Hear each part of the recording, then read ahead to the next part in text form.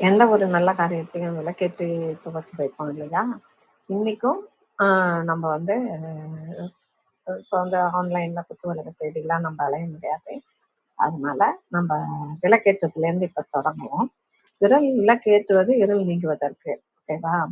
எந்த ஒரு பெரிய கஷ்டம் வந்தாலும் ஒரு விளக்கேற்றி வச்சு நம்ம பெருமாளை சேவிச்சிட்டோம்னா அது வந்து கஷ்டம் போயிடும்ன்றது நம்மளுடைய நம்பிக்கை.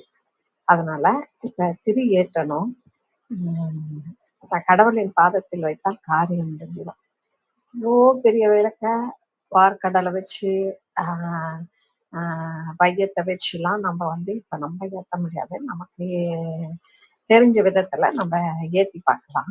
ஆனா அவ்வளவு பெரிய விளக்க நம்ம கற்பனை பண்ணி பார்க்கலாம் இல்லையா? அதனால முதல் விளக்கு பாட்டாக நம்ம வந்து பாட்டை எடுக்கணும். உலகத்தையே நம்ம வந்து விளக்கா வச்சு வையத்தையே விளக்காக எடுத்து வச்சு அந்த பாட்டை நம்ம முதல்ல தொடங்கலாம். அந்த பாட்டு என்னன்னு சொல்லிட்டு அதனுடைய பொருளை மட்டும். பதில். பொய்கை ஆழ்வார் அருளிச் செய்த முதல் திருவந்தாதி.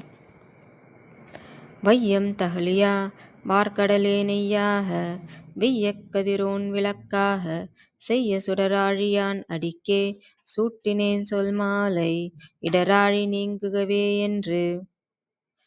பூமியை அகலாகவும் அதை சுற்றியுள்ள கடலே நெய்யாகவும் வெப்ப கிரகங்களை வீசும் சூரியனே தீச்சுடராகவும் அழகிய ஒளி வீசும் சுதர்சனத்தை தரித்திருக்கும் பெருமானது திருப்பாதங்களில் பாமாலையாக சமர்ப்பித்தேன்.